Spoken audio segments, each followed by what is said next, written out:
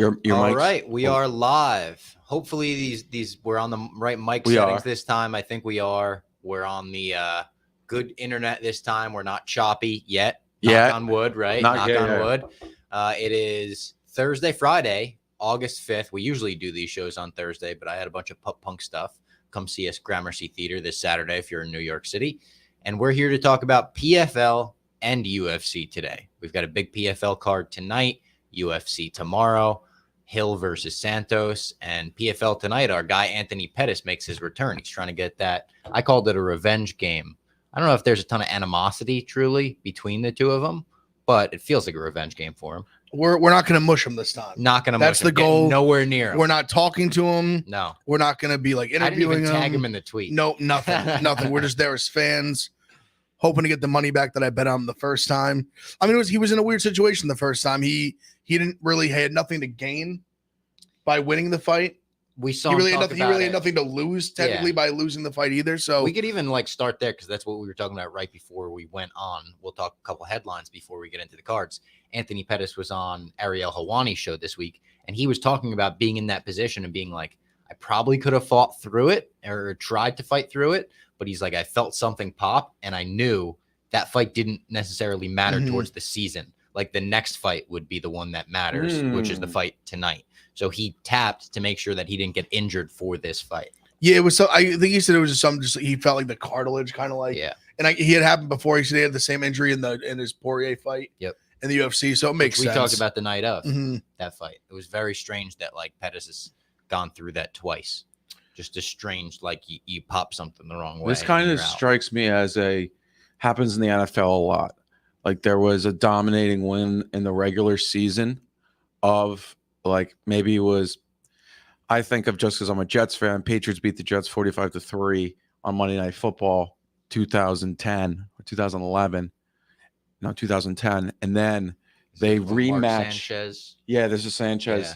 And then Jets they rematch. Talking about that. Well, it was a good era for that. It's the only time. That was the best we've done anything. That was the best 2-year stretch they've had. But in a while. Then they go and they fight. They play again in the playoffs, and the line's all out of whack. You're like, wait, are they that much better? And then the team that lost.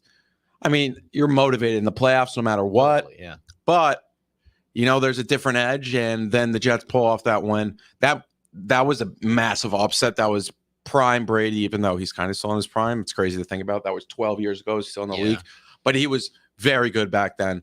And what are the odds on the Pettis fight tonight? It's like a pick 'em. He's even like a slight dog. Ooh. He was even plus money. It's came back a little bit, so now it's kind of like even, which I kind of like, because now I think you're just getting a better price on Pettis. Because Pettis talked about too in the interview. He was like, I just tried to kind of point spar him, which we watched the first round. Yeah, it seemed pretty evident. Like that's kind of what he was trying to do. Like definitely doing crazy spinning kicks and just staying at distance kind of thing. So I think it's a good spot to get back on him at a pick 'em. I mean, it was a good fight last time too. It's kind of similar to how I guess it's a little different because he ended up losing both. But how I just think, for example, when there's two fights, when you have the fight I was gonna say was the second Poirier McGregor fight and the third one. Where the second one, McGregor's minus 300, and then all of a sudden he's a pick 'em. Yep. Where almost obviously he ended up losing. He breaks his leg, so you could say it wasn't. Didn't have to bring that up. 5 minutes into the show, you bring up one of the worst moments. Damn. I mean, it happens. It's a shame. Roadhouse. We're here to talk about Roadhouse. The point I was making was more that I think it's a good odds when you can get a big shift like that when not much has really changed. Yeah. Literally a month and a half, 2 months have went by. Pettis looked pretty damn good. And he looked good. And but then you were getting him over minus 200, and now he's literally a dog to even money. Yeah. So, I mean, I think it's a good spot to get back in on him. I'm looking forward to it. We'll be at PFL tonight, so come say hey if you see us. McGregor, speaking of, is going to be in Roadhouse, the sequel to the reboot to Roadhouse with Jake Gyllenhaal, and he tweeted kind of like another MMA. Thanks for the cheese. Yes. It was like an MMA. I'll never forget you. Yes. People are up in arms. Does this mean retirement? Blah blah blah. No, he does this. Come on, this is all the time. McGregor retires. Someone said it perfectly on Twitter. McGregor retires to build interest in his next fight. 100%. Come on, he's definitely not retired. I think Roadhouse will be interesting. It's one of those movies that people how much are is he going to be in it? I don't think a lot. Yeah. Wait, I thought they were saying he was going to be the the main character like next to Jake Gyllenhaal? I don't think so. I thought that's what they were like gassing up, like it was going to be like Gyllenhaal they and like him number 2 on the call, basically. Which, I don't know if that's true, but that was what I thought for it at first when I was reading it. I was like, holy it's like shit. a reimagining of Roadhouse where Jake Gyllenhaal is a former UFC fighter who they bring in to be the bouncer of this bar because the bar is like way too rowdy and people are getting into crazy fights and shit. And it takes place in the Florida Keys now, and they're filming it in the Dominican Republic this month. So that was another thing. People were like, this is going to delay McGregor to the octagon, whatever. We already know he's coming back probably 2023, early 2023. Yeah. He's just filming for this month. So like, I'm sure Also, I said in the blog, I'm sure he was training like pretty hard to get into movie shape, knowing like he's probably gonna have a fight scene with Jake Gyllenhaal. Like, I'm viewing this as a positive for McGregor. No, I mean, they'll probably build it up like he's really featured in it because it'll be a poster. Yeah, he'll be on the poster, and people will go because he should be. Yeah. And then, I mean, it would be great to see his acting. I wonder how they'll put him in. That'll be something like I'll definitely want to go and see his this. Burger King commercial didn't display like the best acting of all time. Well, that's what I was thinking. I was like, I don't know how good of an actor he'll be, but like everything he says with that accent will just be funny. Yeah. Like just talking mad serious, but just with that Irish. Yeah. But if he plays himself, they said he's not playing himself. Oh, they did make that clear. Now that's interesting. I will also say it's a good director. Guy Doug Liman is a director. He did like The Bourne Identity. He did what was the Live Die Repeat Edge of Tomorrow. It had 2 names. It was the Tom Cruise Emily Blunt movie. Okay. Really, really good movie though. So I'm kind of hopeful. It's a straight to Amazon Prime too. So it's like you don't have to go to the theaters to see it. When it comes out, we're all gonna watch Jake Gyllenhaal fight Conor McGregor. Yeah, no, and probably finally, if Jake Gyllenhaal's the main character, he's probably gonna kick Conor's ass. Yeah, there'll be some memes from that. Yeah, they said like in the what is it, the Warrior? Yeah, he beats up fucking Anthony Johnson and Kurt Angle from the WWE. Yeah. So Rogan loves hating on that movie. Yeah, because he always makes fun of Brian Callen playing basically Joe Rogan. Yeah, and then he makes fun of the fact that it's like, doesn't the guy like fight like back-to-back days or something? In the Warrior? Yeah, well, it's like they fight multiple like fights they in the fight same like night. The same day. Yeah, that's what he was. Yeah, that's what he was saying. It was just like that's the dumbest thing ever. Well, they used to do it, and I believe World Series of Fighting even did it like not too. You're long right. They ago. still kickboxing still does it. I mean, it's like a real like MMA tough man. Yeah, but you can't like no commission in around here. I think would approve that. Maybe Florida. You're right. That is true. There probably are they some do it. It's commissions. like in Never Back Down. They do it. Yeah, kind of anything. You have to do like it's like a 4-fight. You have to win it all. You have to win like 4 fights, and it's all in one night. I feel like Roadhouse might like be that. Like it might be like Jake Gyllenhaal like has to go through like 4 guys, and like Conor's like maybe not the final boss, but he's probably got to be up there. I think he could be the final boss. He could be the final boss. But I was thinking maybe the final boss is like one of that more like people that's going to have like a big acting role. I still kind of think he's going to have a big acting role. We'll see. I hope he does. I kind of feel like he is. I don't know why. I hope he does, but it's his first role. So it's like, are they going to try to like, work around possible acting difficulties? I will say they said he took the role after watching the first Roadhouse and then meeting with the director and hearing like what his involvement would be. So it could be like, hey, you're going to have a big involvement. And he was like, all right, I'm in. Quite possibly. I don't think he's retired from MMA, though. No, I mean, he'll fight at least. We'll see. At this point, I'm just curious. Like, it's not going to be for a while, but we've just been speculating names for so long. I just want to know, like, what the final, like, group is. Yeah. Like I want to add, like, him directly, be like, who's, like, the 3, like, that you might fight? Like, just narrow it down for us. And I wonder if it changes day to day for him. It could. Did you guys see that scam going on YouTube where it's like 130,000 people are watching a live UFC? Yes, I clicked on it. Dana White. Me too. I clicked on it. And it's Dana White saying Conor McGregor's next opponent, Paddy Pimblett. Yeah. And it's 130K watching. It was just like some random podcast that Dana did, like, and it's just like a loop of a live stream. Yeah. And then in the bottom left, there's a crypto scam from Elon Musk. I did click on that. I did fall for that, actually. Yeah, that was tough. The James Krause thing you guys were sort of talking about going on air. Yeah, so he went on Helwani, and he said he makes more money off gambling than he does training fighters, which is whatever. I think it was more of like, in his defense, a great marketing play because it gets people to talk about you. And then he not chilled, but he has like a Discord that you can go into, and that's where you get his plays. Oh, he sells picks? Yeah. And so it's like you hear about this trainer, you're like, oh, of course he knows how to pick picks or pick fights. So you could go in there. I mean, I doubt it. Professionally gambling, I know I'm not saying he really does it because he does have a gym and whatnot, but he professionally betting on fights and making like a legitimate amount of money on them. He says he bets about $5,000 a play. It's really difficult. So I don't know if he even has the time to do that. So I guess we'll see. Maybe he just has like so many good sources around him that he can kind of like talk with people and be like, what do you think? Too for watching MMA. Yeah. So you're also able to bet it. Like he said, he bet like huge on Moreno, and that was literally his guy. Yeah.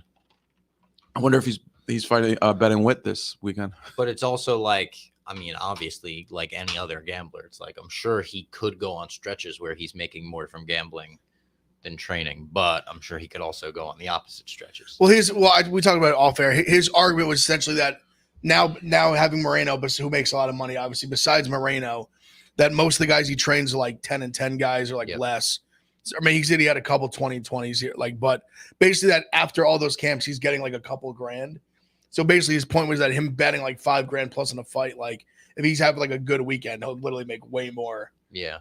But honestly, I think it's more too like staying in a Hawani show is a huge marketing play because the gamblers, like I know, like my ears perked up. I was like, huh? Yeah. I was like, where are your plays, sir? Like I'm curious. Yeah. So that's genius, especially if he has pay for plays.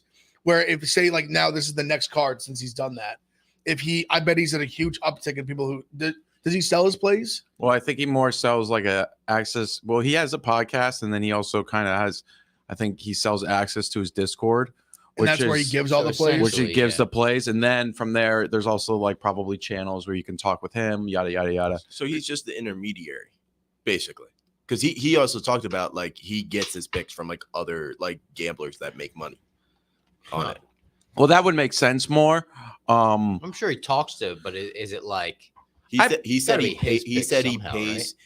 pays people for plays. He's getting like mentored by like one of like the all-time. So it sounds like he said that selling picks. Because I know by that description. Pettis said that too. Yeah, not with fighting though. He said tennis. He said he had a tennis guy who's like unbelievable. He said who he pays for plays. Guys in Vegas. Like, and that was interesting. There's only like two. There's only like maybe we should join his Discord. No, I'm curious because what I was going to say for him, if he has like pay for plays and you get a huge uptick this week and you like have a good week this week, he's going to explode. Well, that's now that it's like now that's made like very much more public on like a wider scale. Well, if you have that first big week. Somebody did the math for it. I know somebody did the math like for how long he's been doing it. He's down, but like, did he go into his Discord? I don't know that. I just see this is one tweet and like we didn't do the math, so it's kind of hard. It's like, but I did see a tweet. I think it was tweeted at Cody Safdie because Cody Safdie was talking about it on his podcast this week, and he was like, I mean, he wasn't dissing James Krause. He was just like, it's tough, especially when you have like a business you run. Like watching 6 to 8 hours of tape every week is very, very hard. When you're training fighters every day, training fighters. But if he's talking with a lot of people and has a lot of connections, I mean, it's all about who you know. And then if those people know people, I mean, that's like even like we've had Magic on. Then the guy who's on his podcast, Andrew Gombas, they all talk together. They like compare notes. So no, even being a smart gambler like is like also listening to smart people. Yeah, exactly. Yeah, like even like college football and stuff like that. Like I'll do my own research, but I also like if there's someone who's smart who like has a good read, like I will listen to them for sure. Exactly. Yeah. But that you would save me where say like I was on the other side and you end up like not betting it instead and stuff like that. Like you got to listen to other people as well. Like, I don't think there's anyone that does it like just on their own, like entirely. It would be very difficult. You got to listen to smart, like there's other smart people too. Like not everybody knows everything. And if you get an inside read on like camps of like fighters, that's massive, especially in like, obviously we've heard things about practices and other sports, but like an inside look at a camp. And if someone's like very, very confident, that's like much different. Like that's a huge scoop if you can get that. And he probably knows everybody. I don't know how liked he is in the community. I think if they hear more, if he's more like a gambler, they may stay away now. That's why I was thinking, like, if he was making this much money off gambling, probably would make more sense to just keep it quiet. Yeah, no, that's fair. Well, that's why. I mean, obviously, that's why I think it was more of a marketing play if he like sells a Discord. Yeah, and I think the Discord subscription service that's where you make a lot of money for sure. Yep. But if you have unlimited Patreon kind of, but if you have unlimited upside from like if you truly are making a lot of money betting, and you have all these sources and you're learning from someone that's amazing, you'd probably just want to keep that on the down low and just keep like you would almost keep your gym just to get more inside reads on fighters. Yep. Think about it. Like you could and then that information's so valuable, much more valuable than a Discord, like $200K a year you get off of a Discord subs. For sure. That's just what I was thinking. I mean, I think I don't mind James Krause. He's a personable guy. But yeah, it's always, we're probably more jaded. And I know Ev is more like me too, because we've seen gambling Twitter. We see how these people act. We see how they market. But he's not really gambling Twitter. You know, I guess I don't follow him on Twitter, but I haven't noticed anything crazy of him like doing some crazy marketing besides him just saying it on the Helwani show. Yeah, and that's actually like decent marketing. If you're on Helwani show, you might as well plug something that you have. Before we get into these cards this weekend, you want to talk Contender Series for a bit? And then Poirier Chandler. Of course, yeah, Poirier Chandler. What did you think about the line? Yeah, so it was Poirier minus like 150, 155. I think that's fair. I think I would, like, gun to my head right now, I'd pick Poirier to win. Yeah. Chandler KO's live, but it would probably be 3-1 for I would think Poirier like minus almost 200, minus 180 or something. You're close there at minus 150. It's funny though, because it's when I see the comments under it, everyone's like Chandler by KO, Chandler this and that. But that's a very, I don't want to sound like we're pompous or anything, but it's a very casual take. 100% square. I mean, he could win for sure. Like Tony him by KO by KO could absolutely win. I just think when I just think of the two of them, like especially if they're gonna like it's gonna be fireworks. Chandler's is a lot more chinny than Poirier is. Poirier was taking like some great shots from McGregor. And, like, Jesus, coming through him for real shots. Connor hurt him, but he stayed on his feet, obviously. But I guess, but then also, and was just like, and it's funny with Chandler too, because obviously we've seen him be chinny like the Oliveira fight and a little bit in the Bellator, and even obviously like he's at Ferguson knocked him down, but obviously Gaethje knocked him down, but he ate some insane shots from Gaethje too. That is true. I almost feel like I think I've heard him talk about it too. He recovered pretty fast against Tony. But I think he honestly did pretty well with Gaethje as well, the knockdown. Yep. But it's funny. I've heard him talk about it in interviews too, where there's this like weird way that you can kind of just like he just put himself in just like 8 mode, and just was like I'm just not getting knocked out. Like he just was like gumming forward, like fucking like just like literally letting himself get hit. Yeah. And Gaethje hits like a fucking tank. Crazy. Yeah. What Hopefully that is an MSG. I would like that to be like the 5-round. They're I think, and also I saw he said 5 rounds. Yeah. But I don't think it'd be the main event though. I said co-main event. Oh, yeah. I don't even think. I think it's gonna be. I think it'd be like the third. Me and Lee talked about yesterday. I could see it could be the second. They do 2 title fights potentially. It definitely is worthy of being like a co-main for sure. But I could see it being like the third of the cards, like really stacked. I'd almost want that fight to be 3 rounds instead of 5. It call me crazy for that, but I think that there's a better chance of a knockout if it's 3 rounds with like Chandler instead of it being like a 5-round 5-round fight. At the end of Chandler Gaethje, I remember being like, "Oh my god, I wish this was 5 rounds," and I don't want that feeling. Yeah, again. That's the only thing that's making me think like that. I would prefer it to be 5, but it's weird because even like the 5-round fights we've seen them have, most of them haven't gone the distance. Besides like Poirier's with Hooker. This is gonna go. Poirier's and Hooker went 5 rounds. I mean, obviously, like and then Hooker, Poirier and Hooker, and think about what happened. That was like that was one of the better fights I've ever seen in my life. Yeah. And then Hooker gets sent to the hospital. Hooker lately hasn't been the same since that fight. I think that fight legitimately like changed him. Yeah. I mean, ran case of this, but yeah, probably it's gonna. That's what I think too. Yeah. That was I think that fight, and then I think I could see even them putting like the Yuri Glover rematch on that card too. And make because any MSG card they're gonna make it stacked. True. And that would be like if there was those two, and then Poirier Chandler, like that's an insane like top 3 fights. And then then you add in some not even prospects, top 15 fights in the 4 or 5 slots. You throw like Burgos as the feature prelim. Yep. Or even like the first fight or something on the main card. Get some New York boys. Fuck it, run it back. What about run back Billy Q Burgos? What about What are they going to do with Emmett? Agreed with Logan as well. That could be a John Jones fight as well. I don't think that's out of the question. I don't think that's totally out of the question. I right now like would lean more to Stylebender just because with John Jones is just so unknown. Yeah, but I definitely don't think that's like because who would he fight? Stipe? I guess, yeah. Definitely not Francis. For John, I mean, we're 3.5 months away from this fight card. John would probably have to know pretty soon. For sure. I feel like we would start hearing whispers soon. Maybe I'm crazy, but like that would be a big thing to keep under wraps from his camp, UFC side. Like 100%. Until now, doesn't seem like there's any movement towards a return for him. And then, I mean, obviously, Patty and Molly could potentially be on it, or the December card. I know they're more leaning towards Patty's December. being so smart right now. Yeah, saying the taxes. Yeah, just Dana like, all right, add another 0 and taxes are covered. The Contender Series was awesome. It was like back to an amazing Contender Series card. It was probably better than the pay-per-view, like the main card. Best Contender Series card maybe ever. It was amazing. I almost don't know how it could be better. Yeah. Every single fight was unbelievable. Even the only fight that didn't go the distance was an like unbelievable war of a fight. Yep.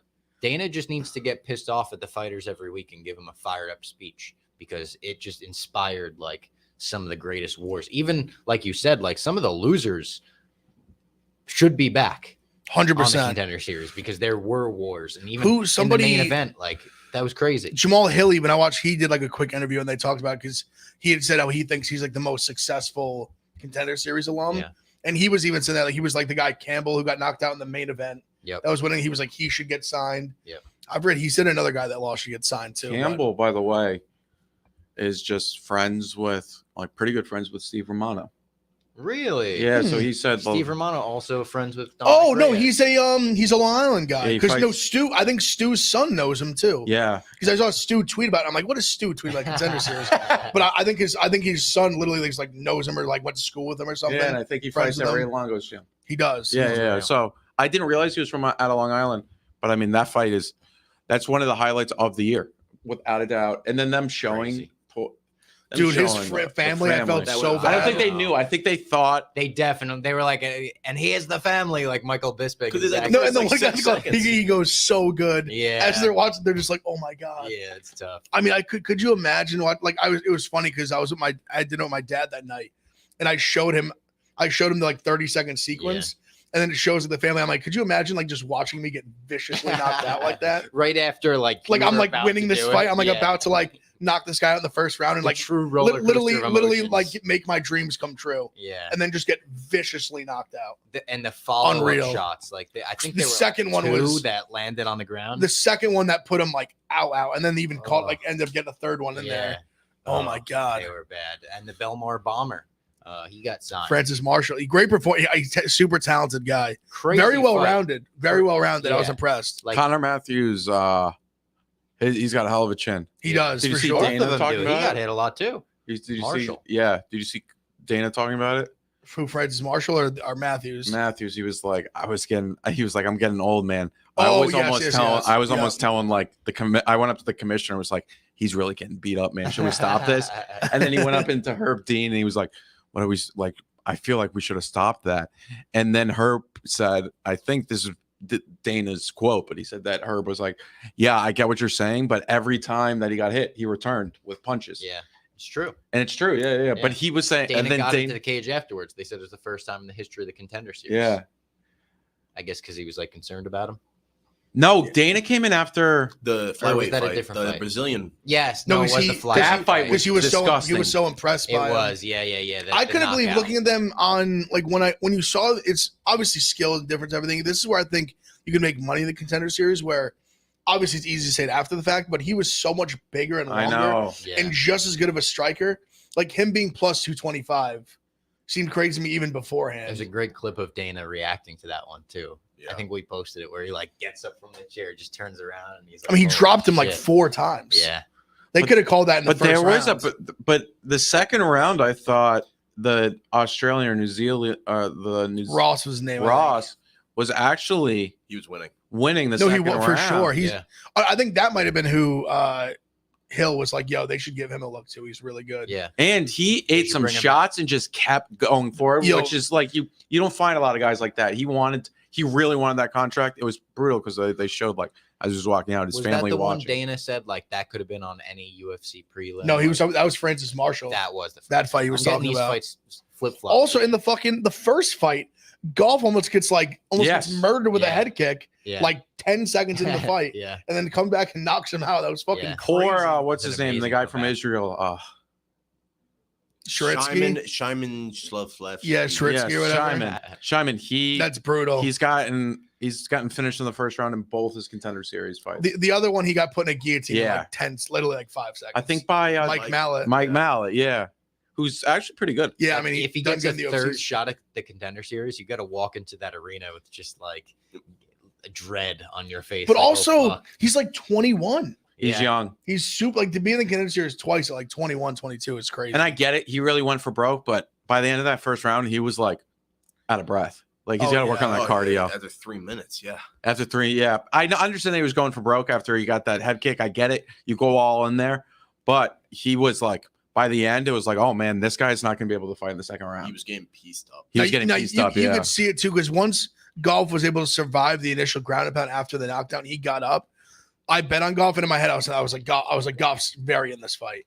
Yeah, from Logan to Wolf, 100% agree. I'm going to be shocked to see some of these guys who lost make last-second replacements. True.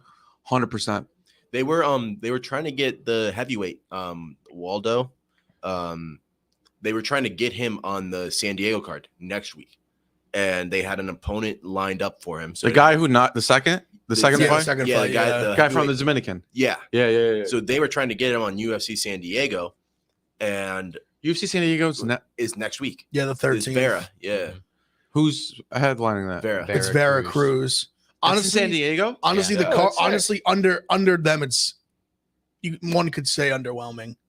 At least in terms of like name. We want to talk about an underwhelming card. But we're going to get to one, and it's not PFL. This weekend's card. I think I like this one even better than that. Really? One. Okay. I like the top to bottom of this weekend's card a lot, but yeah. Because I like Luke Jeff Neal as well. We only have 30 more minutes in the room, so let's get let's talk PFL real quick. Yeah. Before we get into the UFC card. PFL is on tonight, so if you're in the city, you could probably get tickets. Sure, you still get tickets. It's at MSG, the Hulu Theater at MSG, which is a great environment. Great environment. Darts was there. Yes, they've got a huge boxing events there constantly. Creed 2 opened there, and tonight it begins at 7 p.m. or 6 p.m. prelims on ESPN Plus, and then on ESPN and ESPN Plus at 7 p.m. the main card starts. And then at 9, there's even some post-limbs on ESPN Plus. You may remember post-limbs from the early days of UFC. There's post-limbs? Post-limbs, yeah. Yeah. The fight's at 9. So basically there's the prelims are at 6 p.m. on ESPN Plus. And then 7, the main cards on ESPN and ESPN Plus. And then at 9 o'clock, there's like a post, like 2, I think like 3 fights. It's also on ESPN Plus, but obviously will be live. Are they they're playoff?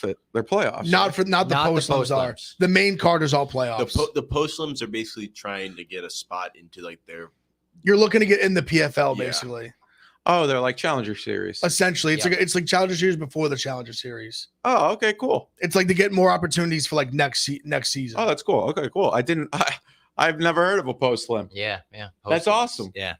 Obviously, like we talked about before, Anthony Pettis and Stevie Ray, the rematch. If you saw their last fight, very competitive first round.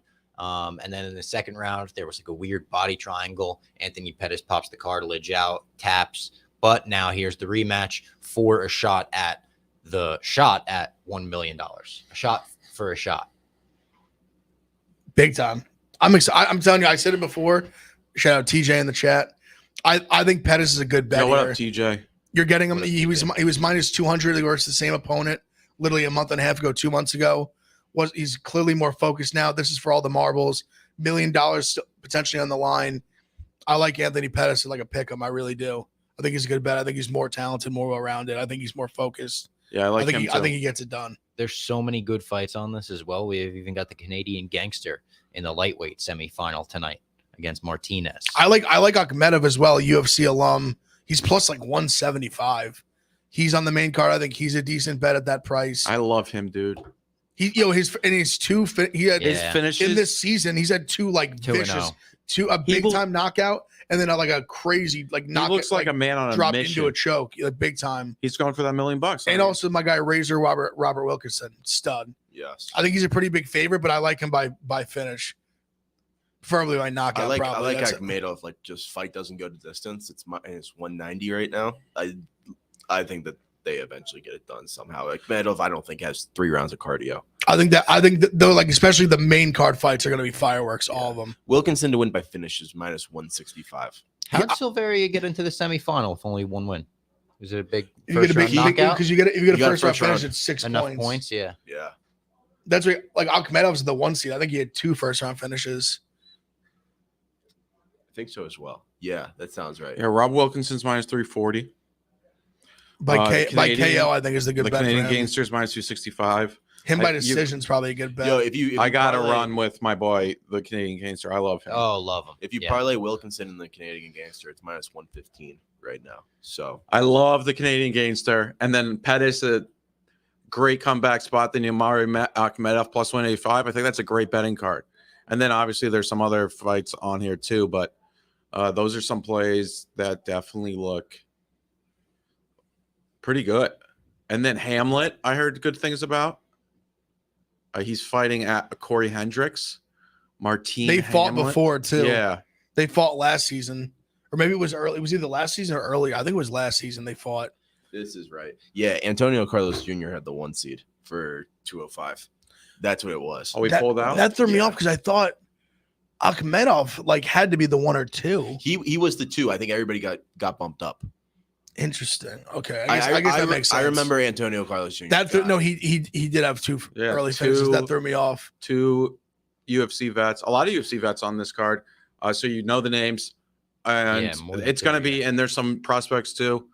Canadian Gangster's unreal. I would love to have him on the show sometimes. I'm sure he'd come on. He went on Magic's show. He's hilarious. He's just he bets too. yeah, he's just like a classic. He's the Canadian Gangster. He's just a Canadian. Do we have Barstool Sportsbook in Canada? Or the The score? Score. The score. Bet the score. Man. And also, we got PFL on the Barstool Sports. Yeah, Book, yeah, so yeah. get So your bet bets on in. that. Yeah, Get get 'em your in. bets in. Starts in. They got a countdown: 6 hours, 53 minutes, and 17 seconds. Let's go. There you go. We'll be It's there. gonna be sick. Shout out PFL. And now let's talk a little bit about this weekend's UFC card. I'm going to pull it up on my phone now, as we referenced before. We First got fight of the night is Sweet Dreams Jamal Hill and Thiago Santos, the main event. first fight of the night's wild. So a huge fight, biggest Yeah. fight in the history of the UFC. Yeah. Maria Bueno Silva against Stephanie Egger. I don't know what to do. I'll be honest. Sometimes I go into a fight card and I'm like, I'm betting on every fight. I have a read on every fight. They may not be good. Here, all these fights, I'm like, The next fight, too. I mean, the next fight's unreal. Corey McKenna back. Oh my god. Corey McKenna and Amanda do Greger. we lay? No, lay no, minus no, 225 on? no. I think I you got want to do to. it. You don't. I want to I so think- I bad. think- She has the clear advantage. Court, there's no way Won't do it. they wouldn't price her this. They're begging us to do it, and I think I'm gonna have to do it. I don't care. I'm laying minus 225 on Corey McKenna again. Only 215 in the Barstool Sportsbook right now. Just That means it went down. I mean, the For first the first fight, I don't really um, care about. Egger was the dog, and now she's flipped. She was like plus 135 dog. It's and an now she's interesting. I minus think one. Egger, I think I would bet on. she has the clear grappling advantage, and like And Maria Bueno Silva, I mean, I think Maria Bueno Silva, if the She's- way she's a she's black gonna belt. win is gonna be on the feet. on the feet. Yeah. I mean, I also feel like she's getting even like this. The only reason the price isn't longer is just because she landed a crazy knockout on that Egger- Singapore card when the girl was literally running forward like this. And she just, Oh yeah, the and she UFC just- and she just- and Chinese she just murdered her. PI girl. Yeah, yeah. She absolutely Wait, murdered No, her. that's not it. That's not her. Was that not her? No, that was Who the the fuck was 115. that? This is at 135. No, who was? That Yeah. was the girl Who that am I got beat on by Priscilla Cachoeira. She was And it- Argentinian, right? No, Yes. no. Wait, who am Yeah. I thinking of? That You're had the thinking of knockout the Dragon Singapore Girl. card. You're thinking of Dragon Girl, Na Liang. No, Yeah. no. I'm saying who got the knockout though. Who was, Still Gomez Juarez. that's who the fuck was. These three names threw me This off. so this is at 35. Egger Bueno Silva. Bueno Silva beat Yanan Wu. Yes. Wu Yanan That's it. last time. These one with these three names. In the welterweight division, Jason Witt versus Josh Quinlan. Stephanie Egger submitted my girl, Jessica Rose Clark. I had her inside the distance that fight. Jessica Rose Clark coming back though. She's going to go on a championship run. Yeah. She said she's coming back. She's not retiring. JRC baby, just don't let her get in the second round, man. Third fight of the night. Jason Witt, Josh Quinlan. Quinlan's a Contender Series alum. It's his first fight since he was on the last year's Contender Series. He got popped. Yep.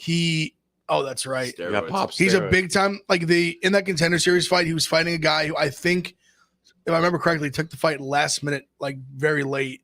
And he just went in there. He was like minus 800, and he looked it. He ran in there and just absolutely ran through him and just slapped him in like 30 seconds. So there's not a ton you could tell from that fight.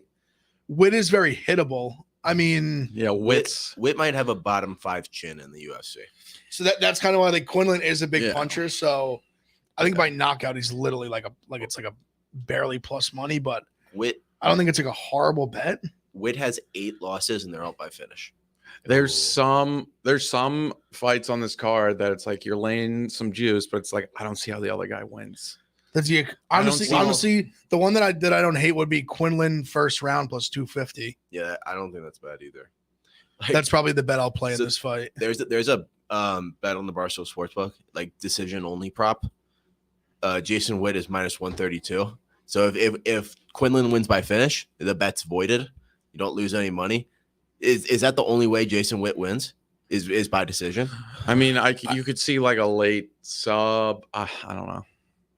You don't know Quinlan's has Quinlan gone 3 rounds before? I don't know his cardio. No. Quinlan has gone. He's gone to the third round once or twice. He got 2 third round finishes. But first round, second round, third round, first round. All right. So, but he also was on the juice.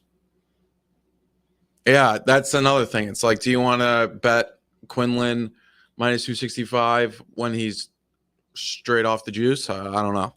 He could still be on the juice in theory. That is true. That is true. It's 11-11. Everyone say a wish for one of your bets this weekend. All of them. Sam Alvey. No. Don't do that. Brian Battle versus Takashi Sato in the welterweight division. So if Sato didn't get submitted by Gunnar Nelson, how I've seen people say, bet Battle by sub, but if he didn't get submitted by Gunnar Nelson, Gunnar Nelson is, he's that's not something that be exactly. He got submitted by Bilal. Yeah. Oh well, that's Bilal doesn't necessarily have the most threatening submission. I think it might have been his first submission in his career actually. Yeah, that's never great. So he lost to a guy in 2018 as well with a sleeper choke. Got rear naked by Bilal. I remember the sleeper choke. And then he got arm triangled by Miguel Baeza. And then I blogged the sleeper choke, I think. Really? Yeah, it was in 2018. Yeah, definitely. 2018. Yeah. Brian Battle was at the PFL fights in Atlanta, you remember? Yeah. I like Battle. I mean, he's kind of he's very unique. I remember he was the last pick on that Ultimate Fighter thing. Obviously, he won the whole thing. He's very he's just an interesting fighter. He is pretty well rounded. He's pretty big and long for the division, and his striking's decent. He is able to hurt guys and then submit them. He did a Petrovsky, who's a very good submission artist, good fighter. So I mean, I definitely think Battle should win. I don't hate him by sub, to be honest. I don't hate him. He's going down to 70 for this fight too. He's been a middleweight basically his and that makes sense because he had the body type that he definitely could go down. He never was in he never was just shredded to the nines. I don't love his camp. He's fighting out of nowhere in Charlotte, North Carolina, and then Battle. Battle and Sato's at Stanford now, I believe. So that's another thing. It makes me wary. I think Battle is a money line play. It's not that bad. By sub he's plus 325, and by finish he's plus 215. I do like Battle. I don't think he's a world beater or anything, but I do he gives me the kind of vibes.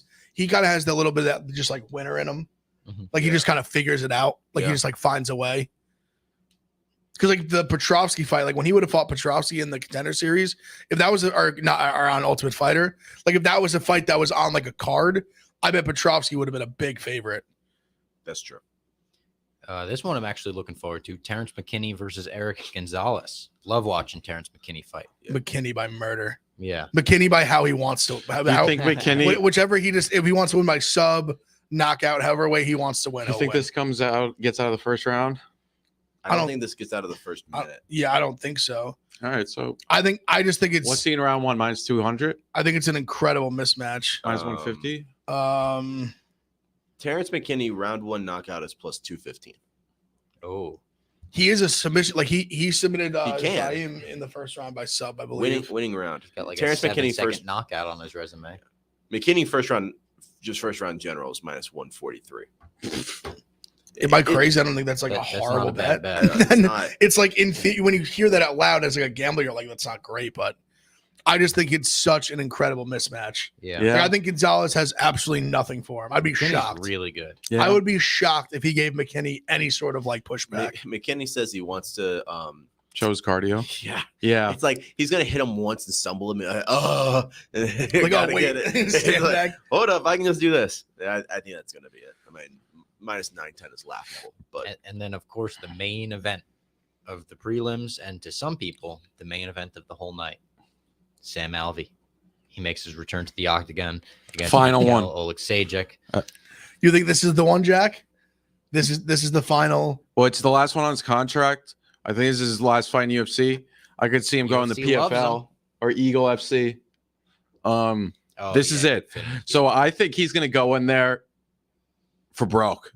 And he may end up broke on his face. Could you imagine? He's a tough guy, though. In fucking hits a murderous knockout, gets re-signed, and just goes on a run. Hey, Chase Sherman did it.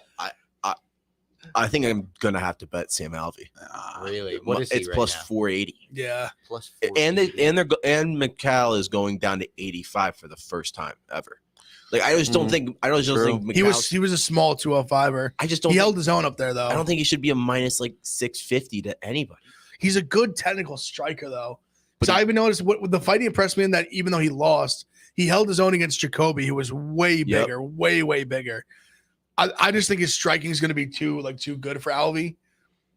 And I think it's big for him that he's going down to 185 because he always was giving up size at 205. They're both southpaws. So like in this fight in particular. And then Mikal, they're both counterpunchers too. So like if that's the case, I don't know if Mikal's going to be able to really put together his offense to really make a difference. And then Sam Alvey, I think has more power than Mikal. I think Mikal's more technical, but I think probably Sam Alvey has more power. My only thing is that in his last fight, he got knocked out by Brendan Allen, who I don't think his striking is very good, who was going up to 205 for I believe the first time, who was on short notice and got murdered. Yeah.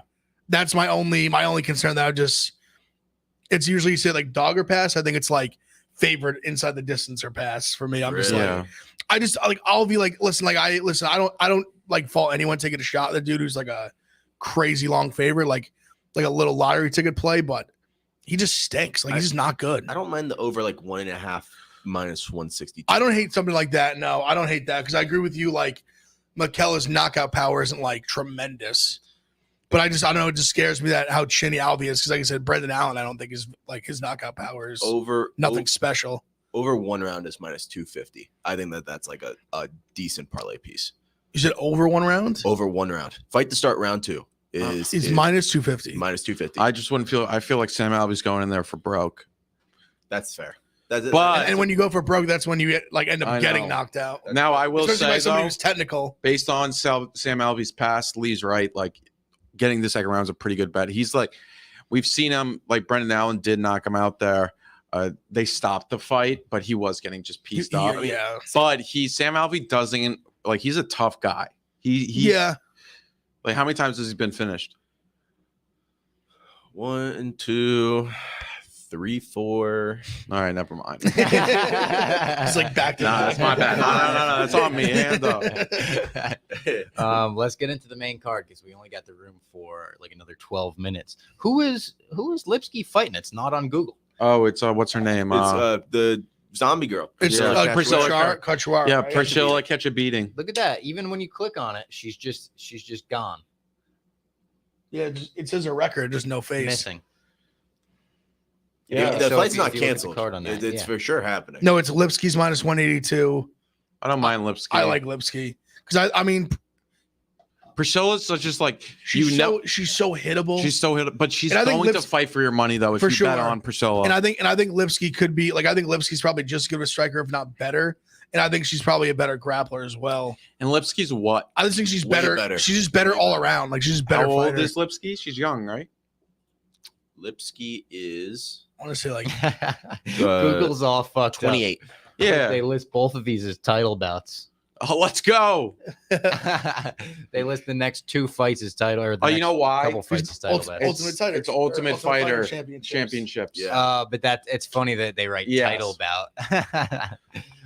Next fight, heavyweight fight. Augusto Sakai versus Sergey Spivak. What do we think here? I think Spivak. Spivak parlay piece. Yeah, agreed. He's Is he a heavy favorite?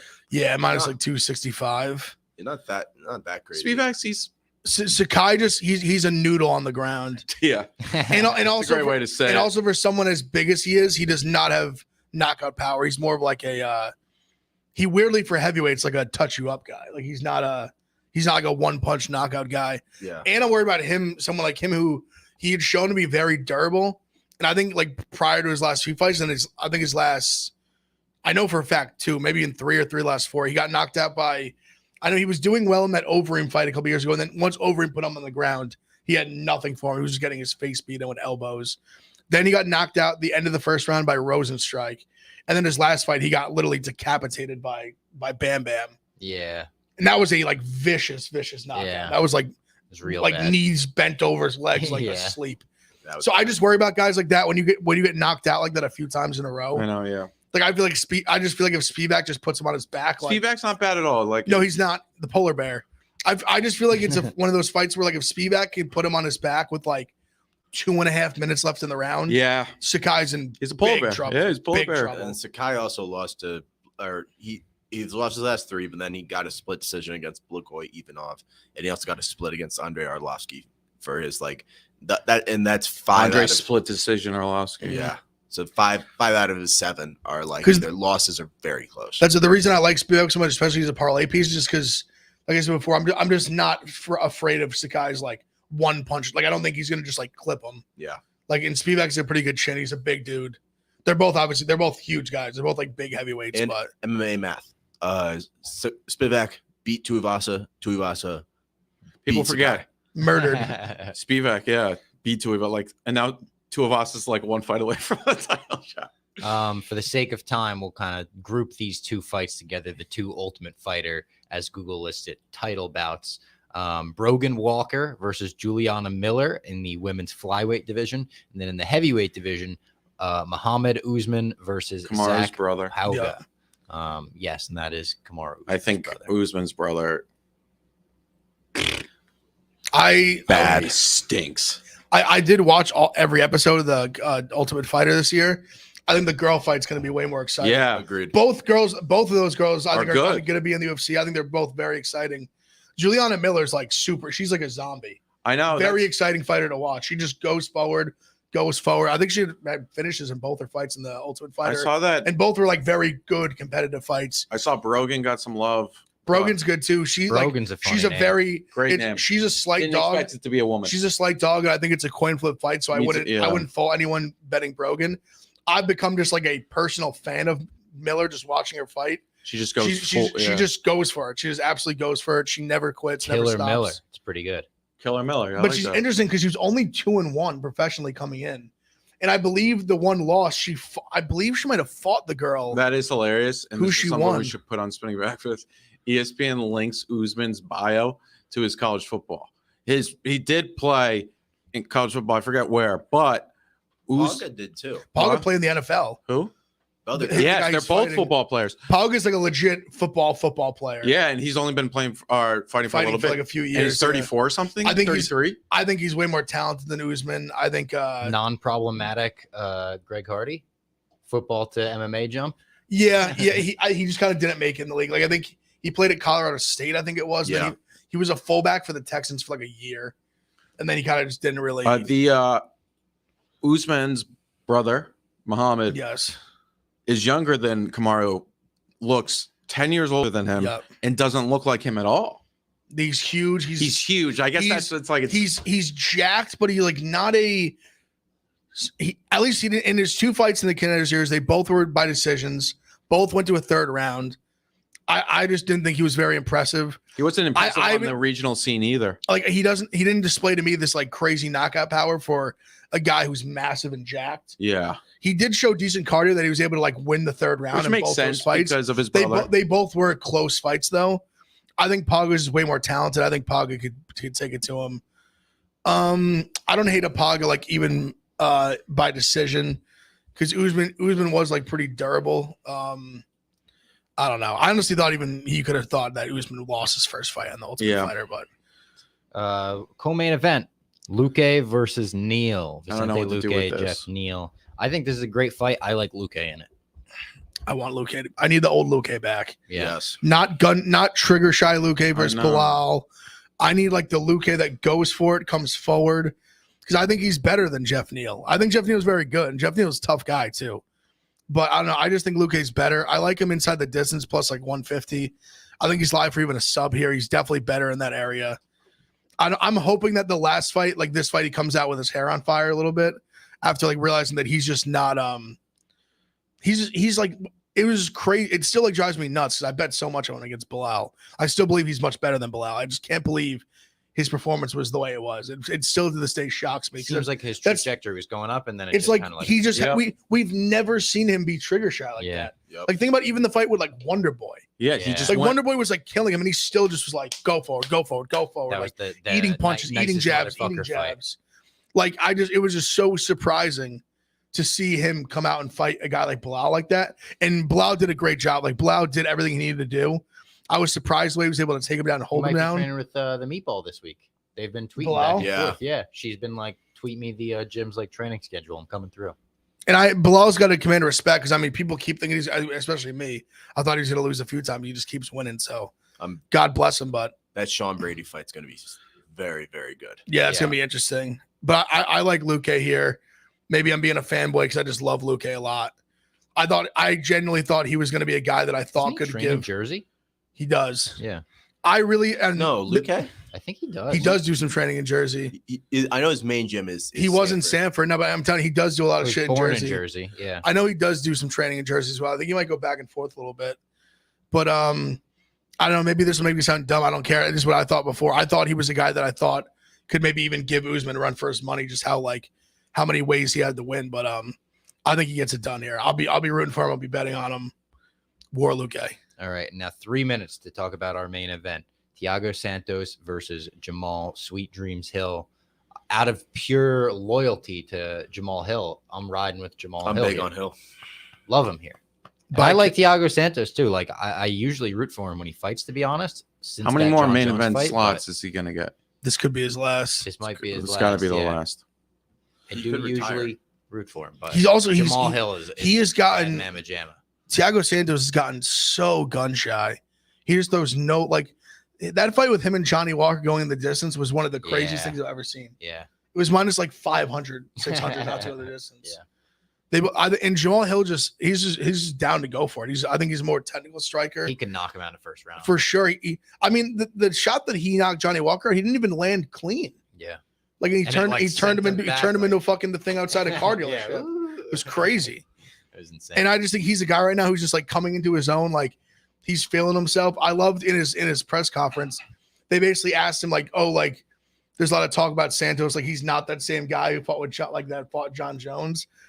And he was like, I'm training like he's like the best guy in the way. He was like, even if he was that guy that's in front of John Jones, I'll still whoop his ass. And he was like, just like with those just hardcore like death eyes. And he was like, I'll still whoop his ass. I was like, he literally had me ready to run through a brick wall. I like went straight to my app and like bet more on him. and I remember he responded to me the last time because he walked out to knife talk. Yeah. And I literally just doubled my bet, and then he knocked him out in the first round.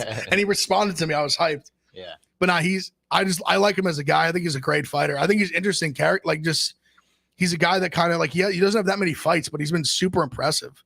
And he doesn't have that like super intimidating like body type either. Yeah. Like he's not super jacked or anything. He just is a good striker. He hits hard.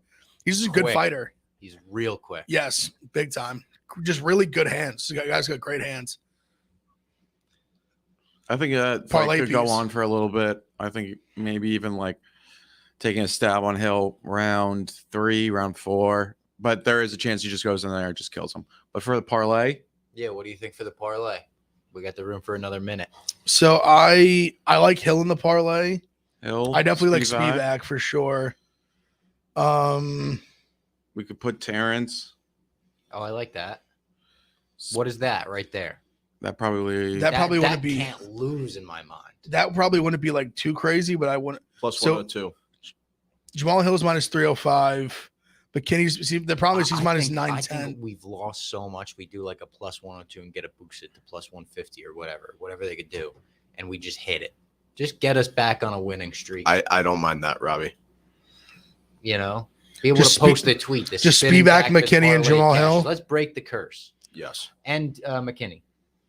Yeah, Spivak, McKinney, Jamal Hill. Yeah, also, I'm not sure who else to really add besides. I'm good with that.